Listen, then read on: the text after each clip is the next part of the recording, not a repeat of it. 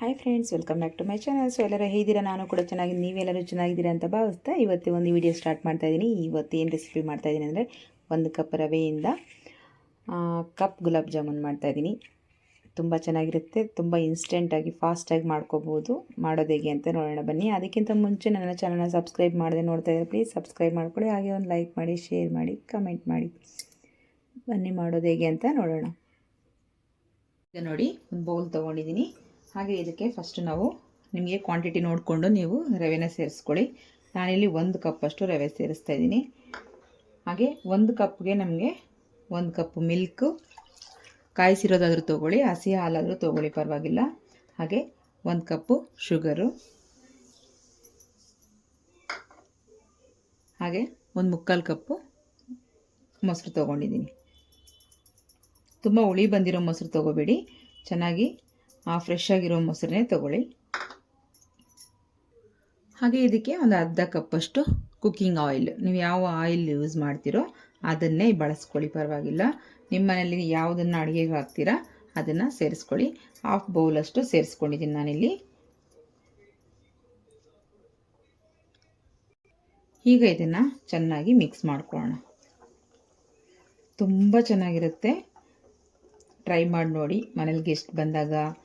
ಹಾಗೆ ಫಾಸ್ಟಾಗಿ ಕೂಡ ಆಗುತ್ತೆ, ಇಲ್ಲ ಏನಾದರೂ ಪೂಜೆಗಳು ಏನಾದರೂ ಇದ್ದಾಗಲೂ ಮಾಡ್ಕೋಬೋದು. ಏನಾದರೂ ಮನೇಲಿ ಫಂಕ್ಷನ್ ಇದ್ದರೂ ಮಾಡಿಕೊಂಡ್ರು ತುಂಬ ಚೆನ್ನಾಗಿರುತ್ತೆ. ಇದನ್ನು ಈ ರೀತಿ ಚೆನ್ನಾಗಿ ಮಿಕ್ಸ್ ಮಾಡ್ಕೋಬೇಕು.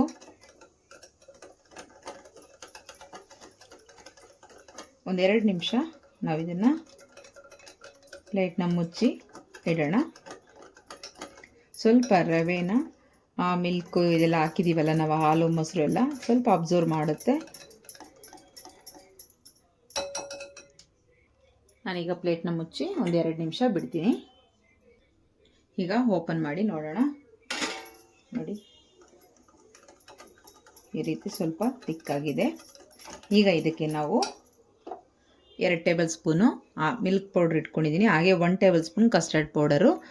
ಮಿಲ್ಕ್ ಪೌಡರ್ ಇಲ್ಲ ಅಂದ್ರೂ ಕಸ್ಟರ್ಡ್ ಪೌಡರ್ ಒಂದು 2 ಟೇಬಲ್ ಸ್ಪೂನ್ ಆದರೂ ಹಾಕ್ಕೊಳ್ಳಿ, ಒಂದು 1/2 ಬೌಲ್ ಆದ್ರೂ. ನಾನಿಲ್ಲಿ ಎರಡೂ ಒಂದು 4 ಟೇಬಲ್ ಸ್ಪೂನ್ ಹಾಕ್ಕೊಂಡಿದ್ದೀನಿ, 2 ಸ್ಪೂನ್ ಆ ಥರ. ಹಾಗೆ ಬೇಕಿಂಗ್ ಸೋಡಾ, ಬೇಕಿಂಗ್ ಪೌಡರು ಹಾಗೆ ಕುಕ್ಕಿಂಗ್ ಸೋಡಾ ಎರಡನ್ನೂ ನಾವು ಒಂದು 1/4 ಟೇಬಲ್ ಸ್ಪೂನ್, ಅರ್ಧ ಟೇಬಲ್ ಸ್ಪೂನ್ ಆ ಥರ ಹಾಕ್ಕೊಳ್ಳೋಣ. ಈಗ ಇದೆರಡು ಚೆನ್ನಾಗಿ ಮಿಕ್ಸ್ ಮಾಡೋಣ, ಒಂದೇ ಡೈರೆಕ್ಷನಲ್ಲಿ ಚೆನ್ನಾಗಿ ಮಿಕ್ಸ್ ಮಾಡ್ಕೊಳ್ಳೋಣ.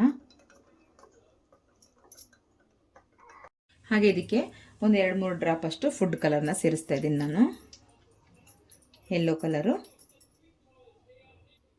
ಇದನ್ನು ಅಷ್ಟೇ ಒಂದೇ ಡೈರೆಕ್ಷನ್ ನೀಟಾಗಿ ಮಿಕ್ಸ್ ಮಾಡ್ಕೊಳ್ಳೋಣ. ಜಾಸ್ತಿ ನೀವು ಒಂದು 3/4 ಕಪ್ಪಷ್ಟು ಕಸ್ಟರ್ಡ್ ಪೌಡರ್ ಹಾಕ್ಕೊಂಡ್ರೆ ನೀವು ಕಲರ್ ಹಾಕೋ ಅವಶ್ಯಕತೆ ಇರಲ್ಲ. ನಾನು ಇಲ್ಲಿ ಕಡಿಮೆ ಕ್ವಾಂಟಿಟಿಯಲ್ಲಿ ಹಾಕಿದ್ದೀನಿ, ಒಂದು 2 ಟೇಬಲ್ ಸ್ಪೂನಷ್ಟು ಕಸ್ಟರ್ಡ್ ಪೌಡರ್ ಹಾಗೆ ಒಂದು 2 ಟೇಬಲ್ ಸ್ಪೂನ್ ಮಿಲ್ಕ್ ಪೌಡರ್ ಸೇರಿಸಿದ್ದೀನಿ. ಈ ರೀತಿ ಚೆನ್ನಾಗಿ ಮಿಕ್ಸ್ ಮಾಡ್ಕೊಂಡಿದ್ದೀನಿ.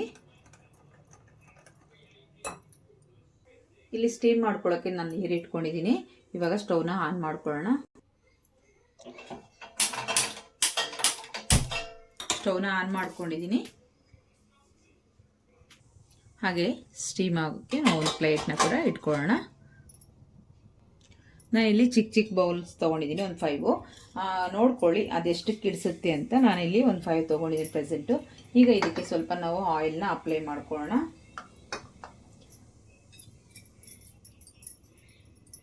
ಈ ರೀತಿ ಆಯಿಲ್ನ ಅಪ್ಲೈ ಮಾಡಿಕೊಂಡು ನಾವು ಜಾಸ್ತಿ ಏನು ಬೇಡ, ಸ್ವಲ್ಪ ಮಾತ್ರನೇ ಒಂದು 2 ಡ್ರಾಪ್ ಅಷ್ಟು ಹಾಕ್ಕೊಂಡು ಈ ರೀತಿ ಅಪ್ಲೈ ಮಾಡಿಕೊಂಡ್ರೆ ಸಾಕಾಗುತ್ತೆ.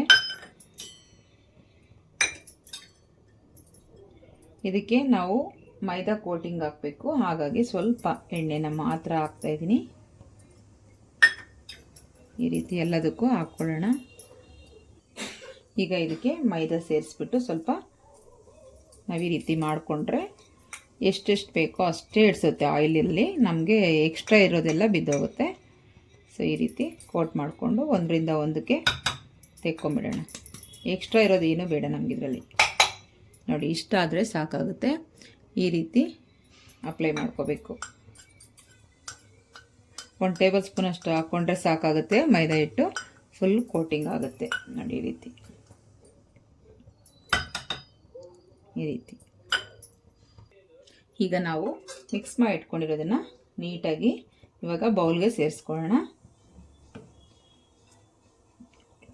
ಫುಲ್ ಬೌಲ್ ಹಾಕೋಬೇಡಿ, ಒಂದು ಹಾಫ್ ಬೌಲ್ ಹಾಕ್ಕೊಳ್ಳೋಣ. ನೋಡಿ ಈ ಥರ.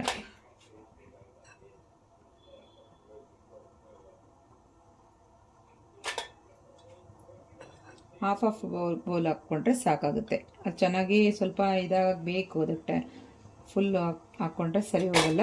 ಹಾಫೇ ಹಾಕ್ಕೋಬೇಕು. ಈಗ ಈ ರೀತಿ ಹಾಕ್ಕೊಂಡಿದ್ದೀನಿ. ಈಗ ನಾವು ಸ್ಟೀಮಲ್ಲಿ ಇಟ್ಕೊಳ್ಳೋಣ. ನೀರು ಕೂಡ ಚೆನ್ನಾಗಿ ಕುದೀತಾ ಇದೆ. ಈಗ ಒಂದೊಂದಾಗಿ ಬೌಲ್ನ ಅರೇಂಜ್ ಮಾಡ್ಕೊಳ್ಳೋಣ ಈ ರೀತಿ.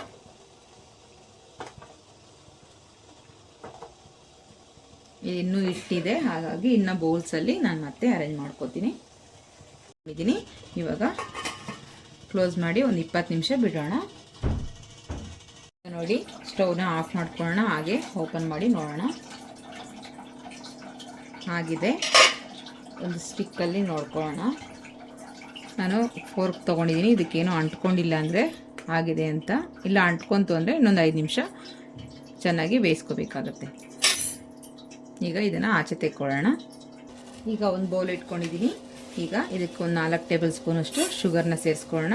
ಹಾಗೆ ಒಂದು 2-3 ಟೇಬಲ್ ಸ್ಪೂನಷ್ಟು ನಾವು ನೀರನ್ನು ಸೇರಿಸ್ಕೊಳ್ಳೋಣ. ಇದು ಶುಗರ್ ಸಿರಪ್ಪು. ಈಗ ಸ್ವಲ್ಪ ನೀರನ್ನು ಸೇರಿಸ್ಕೊಳ್ಳೋಣ. ಜಸ್ಟ್ ಶುಗರು ಕರಗಬೇಕು ನಮಗೆ, ಅಲ್ಲಿವರೆಗೂ ಸ್ವಲ್ಪ ಕುಕ್ ಮಾಡ್ಕೊಳ್ಳಿ. ಈಗ ಸಿರಪ್ ರೆಡಿಯಾಗಿದೆ. ಇದನ್ನು ಆಫ್ ಮಾಡ್ಕೊಂಡಿದ್ದೀನಿ. ಈಗ ನೋಡಿ ಎಲ್ಲ ರೆಡಿಯಾಗಿದೆ. ಇದಕ್ಕೆ ಸ್ವಲ್ಪ ನಾವು ಶುಗರ್ ಸಿರಪ್ ಹಾಕ್ಕೊಳ್ಳೋಣ. ನಾವು ಆಲ್ರೆಡಿ ಮಾಡಿಟ್ಕೊಂಡಿರೋಂಥ ಸಿರಪ್ಪು ಎಲ್ಲದಕ್ಕೂ ಸ್ವಲ್ಪ ಸೇರಿಸ್ಕೊಳ್ಳೋಣ.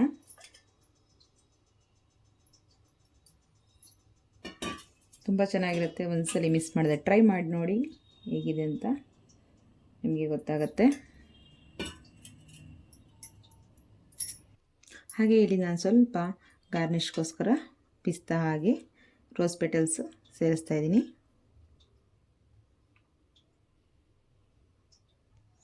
ಈಗ ರೆಡಿಯಾಗಿದೆ. ಹೇಗಿದೆ ಅಂತ ನೋಡಿ. ಕಪ್ ಗುಲಾಬ್ ಜಾಮೂನ್ ರೆಡಿ ಆಯಿತು. ಈಸಿಯಾಗಿ 1 ಕಪ್ ರವೆಯಿಂದ ಆರಾಮಾಗಿ ಮನೇಲಿ ಮಾಡ್ಕೋಬೋದು. ತುಂಬ ಸುಲಭವಾಗಿ ಇನ್ಸ್ಟೆಂಟಾಗಿ ನಾವು ಆರಾಮಾಗಿ ಮಾಡ್ಕೋಬೋದು. ಈ ವಿಡಿಯೋ ನಿಮಗೆಲ್ಲರಿಗೂ ಇಷ್ಟ ಆಗಿದೆ ಅನ್ಕೊತೀನಿ. Thank you for watching. ಮತ್ತೆ ಸಿಗೋಣ ನೆಕ್ಸ್ಟ್ ವಿಡಿಯೋದಲ್ಲಿ. ಅಲ್ಲಿವರೆಗೂ ಟೇಕ್ ಕೇರ್. ಬಾಯ್ ಬಾಯ್.